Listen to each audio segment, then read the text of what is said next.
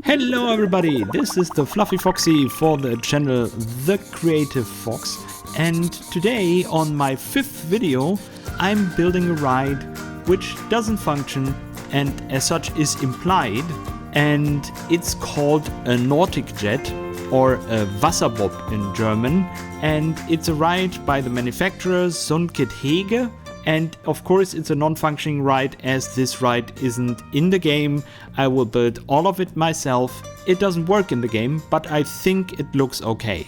This is actually the first time I dabble with something like that, so be patient with me, as it's really my first try building one of these implied rides that don't work in the game, in engine. And it's also the first time I built a vehicle from scratch with art pieces and all of that. In the end, I'm quite happy how it turned out, but you will see later. I built a lake first, and the story of this lake is as such. This lake was here before the park.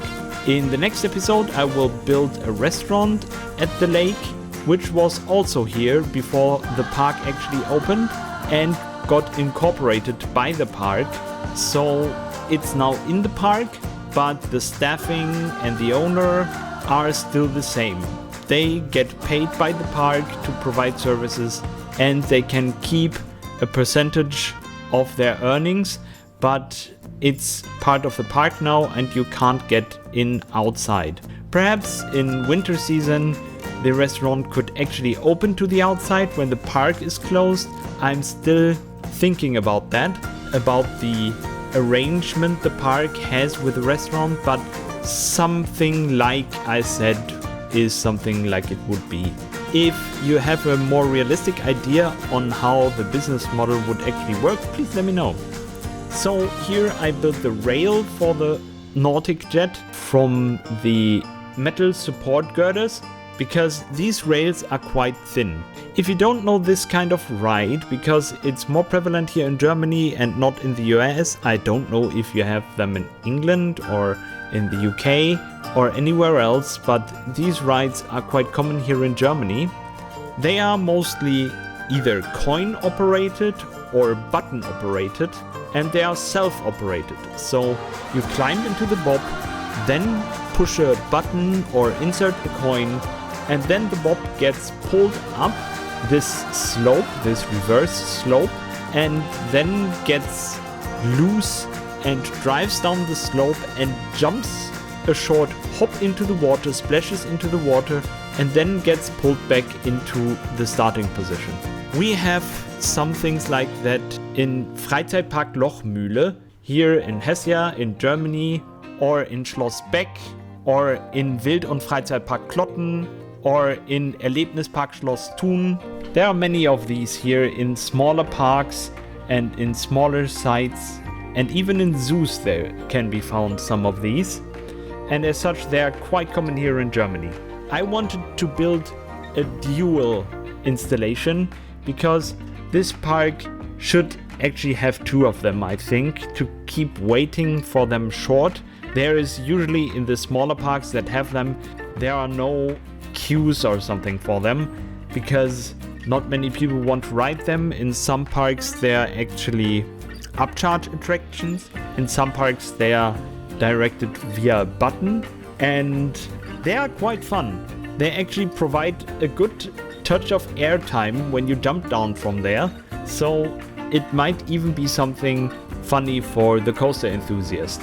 I think this ride also demonstrates a difference between Germany and other countries.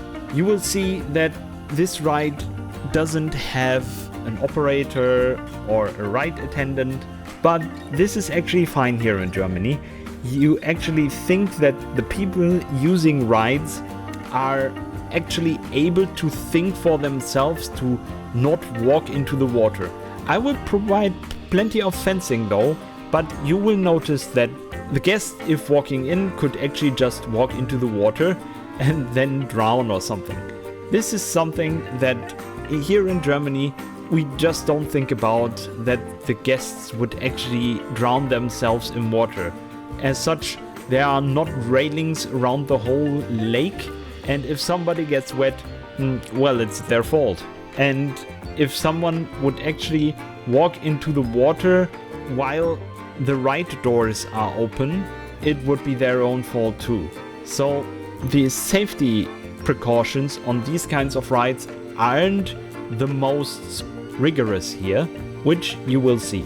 Here you see me building the vehicle out of art shapes, and as I said, it was the first time trying something like that.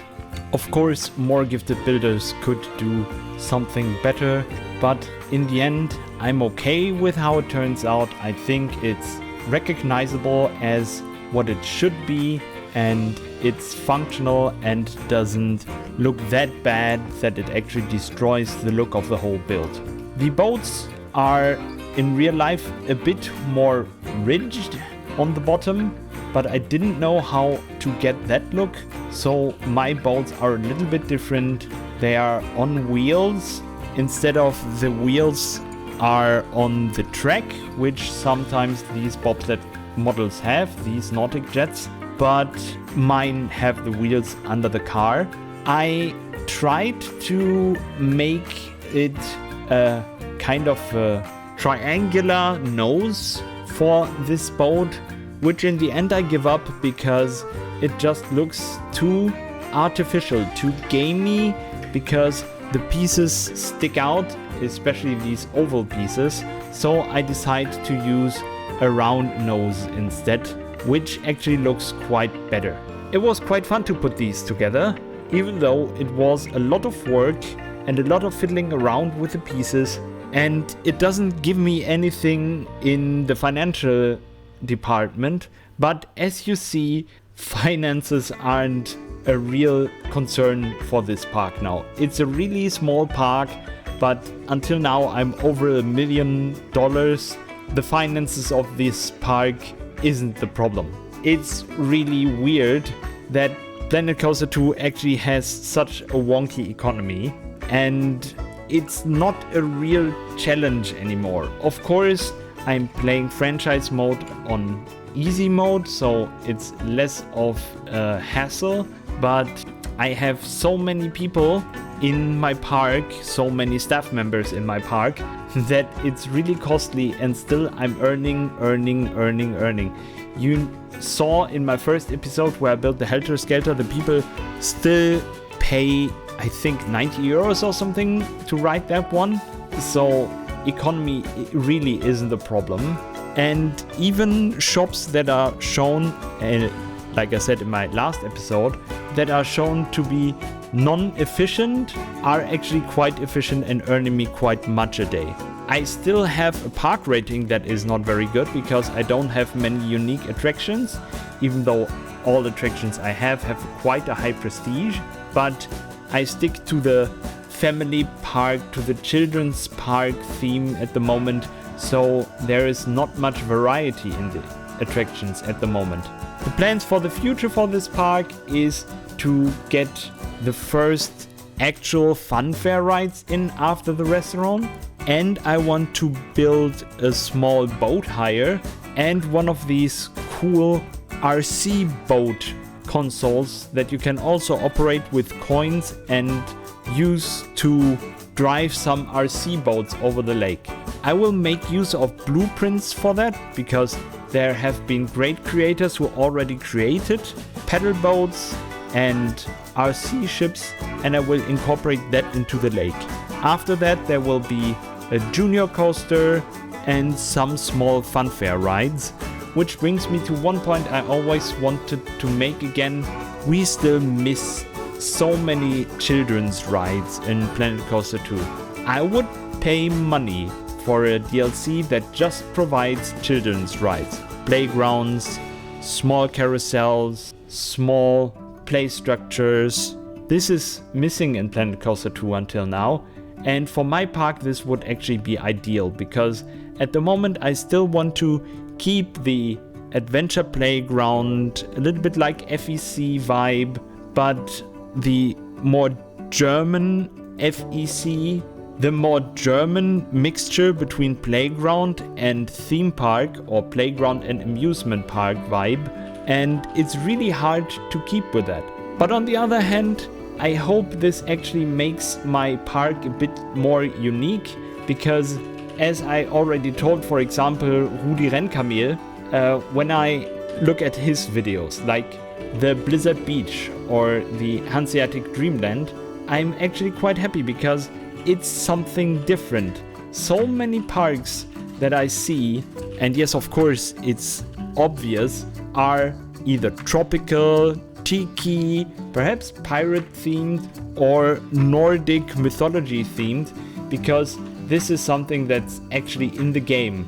I hope at least my park, like Rudy's projects Hanseatic Dreamland, which is a park in the Hamburg harbor area, or Blizzard Beach, which is a tribute to Disney's Blizzard Beach, I think, but simulates being in an alpine area, that my park is also a bit unique and has a flair that you don't find with other creators or other series, so perhaps it might pique your interest a little bit more. I, of course, also just build what I know, and I know these kinds of small parks from my childhood and want to recreate them because of that. I thought about using the default fence, but I wasn't really happy with any of them. Most of the Nautic Jets have some kind of a mesh fence, either with rigid mesh or with more flexible mesh. So I tried to recreate that with this here, but it wasn't easy. Also, I built these gateways of some kind, because all of these that I know have these. They accentuate the sense of speed people have when the vehicle runs down from the slope and give a short near-miss element. If you don't know what a near-miss element is, a near-miss element is a point in the ride where you have the impression you will run into something, like your arms get chopped off or your head gets chopped off, which is actually on inverted coaster called foot choppers, because there sometimes you have the feeling that your foot gets chopped off, even though the clearance is of course enough that it doesn't happen. But the moment where you at least have the impression and flinch a bit because you think, oh no, my hands get cut off, that's the moment that should actually be provided here. A few days ago, Frontier actually published the new roadmap for the next months for Planet Coaster 2, and I'm really looking forward to it. Even though it leaves me in kind of a dilemma, because the first coaster I want to build is actually a junior coaster. One of the typical junior coasters would be a Zera Tivoli coaster, but we don't have the typical Ladybug coaster at the moment. We only have the Dragon coaster, which could be used as a Tivoli coaster, or I could use another coaster and try to build the car myself. I'm a big fan of the roadmap, but it fills me with this kind of hesitation to actually build that coaster now, because there are stock coasters announced in this roadmap, and I'm wondering, could one of them be the Zera Tivoli coaster with the Ladybug cranes? If yes, that would be ideal.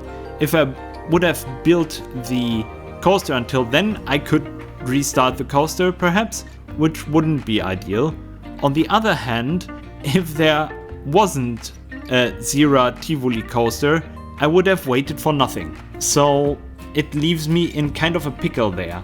I'm fighting a bit with the path tool as always, because what I forgot was the terrain cannot be edited when there is water near it.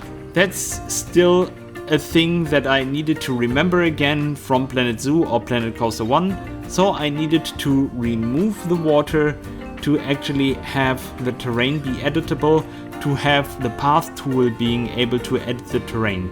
I wanted to go for a small pier vibe here, and I provide the guests with some vending machines and some benches to sit down, perhaps where the adults can sit down, get something to drink and watch their children having fun on the Nautic Jets. This is something, at least in Germany, we still think is true. Parents have to watch their kids. If the kids do something stupid, you think that the parents actually watch over them and keep them from doing something stupid. As such, also playgrounds aren't super safe, because you think parents could actually instruct their children to not do something stupid and jump from a height of 6 meters down and all of that. This is something I recently saw in a YouTube video, which was quite interesting, that people actually talked about how they survived their childhood on these adventure playgrounds where not everything was super safe and you could actually hurt yourself a bit on these playgrounds, and people are wondering about it. And in Germany, the safety on this kind of playground is actually not that super strict, and there's not a netting or fencing everywhere. People actually think that even children have brains and don't hurt themselves that much, and even if they get hurt and get some bruises or some scrapes, it is counted as, yeah, children do hurt themselves sometimes. That's the way they learn to not do it. It's just funny sometimes to listen to Americans, people like Tyler from Coaster Studios, for example, which is a really great channel to get news and reviews about theme parks and roller coasters, to watch them going around, for example, a lake in Heide Park and saying, what the hell is wrong with Germany? You could just walk into the lake here. I could just jump into the lake here. There's no barrier, no railing, nothing. I could just walk into the lake. It's just funny because I just think about, yeah, why would you? There's a lake. I wouldn't walk into the lake. One of the best examples is in Europa Park. There is a water basin, a kind of fountain in front of Eurosat Can coaster, which has no railing. And in summer, actually, people cool their feet in there because there's no railing and it's not deep enough to drown in or something. It's just a shallow pool of water, and people actually put their naked feet into it to cool them down or actually splash their faces with it. There is a sign that this is no drinking water, of course, so people don't drink this because it would not be sanitary. Here I use a small blueprint because I didn't want to build the entrances myself, so I thought about using a blueprint, and in the end I use a blueprint by Leok or Leock. I don't know which is the right pronunciation, but thank you for that. That one is actually quite good. In the end, the thought about that is, don't child-proof your world, world-proof your child. A thought that I don't actually sign to myself. I think the right balance is needed because not every parent is a good parent, so the organizations that provide children's entertainment have some responsibility there too, but I think the right balance is needed. Don't assume that everyone's stupid, but don't assume that everything needs to be 100% Care Berry and fluffy either. You can have some kind of self-responsibility being expected of people that do things. I did not hear from any accident, for example, from one of these Sunkid Heege rides. I don't know if there are, but I'm quite versed in the knowledge about roller coaster and theme park accidents, so I think these rides are still quite safe. But if you have heard something about these being not safe, please let me know. I would be interested about knowledge about that. Concerning the roadmap, I am really happy that Frontier is trying to be transparent. Even though the big features that are mentioned in the roadmap are not as interesting to me as the smaller things that are on UI fixes, multi-select fixes, and all of that are just written in this small font under there. I'm really interested in the specifics of the changes that will take place there, but there is nothing more known about it. What I would actually be quite happy for, which was said by the developers, that the default themes from Planet Coaster 1 would actually make a reappearance for free in Planet Coaster 2. This would be actually quite awesome. One of the bigger features, of course, that I am very interested in though, are the custom billboards with custom video and the custom speakers with custom audio. In this day and age, and that's different than Planet Coaster 1, we actually have the ability to let us be helped by AI to create images of our own. Yes, it may be ethically questionable to use AI for commercial projects, but for a YouTube channel with 24 subscribers that does not earn any money from that, I think it should be fine to use AI, and I want to use AI to create custom billboards for this park. Create custom signage, create custom price boards and all of that, and incorporate them into our park. These means can actually make our creativity grow into the realm of limitless possibilities. With custom billboards, you can do so much stuff. Not only just custom billboards, no, you can actually provide video scenes and screens for dark rides, and even just custom walls to build buildings. Just imagine, you can just take a seamless texture for a wall and then use the custom billboards as walls with a custom texture. This is actually quite awesome. So the custom billboards in my mind should have been in at the beginning of the game. I'm looking forward to have them in finally. And with that, we're almost at the end of the speed build section. And as always, I will leave you with a few impressions of the new area we built in. We are coming from the small sitting corner by the wave slide and walk over to the new Nautic Jet or Wasserbob in our park by the lake. As always, I would be glad if you could like and subscribe, because yes, we have 24 subscribers and I would like that number to grow.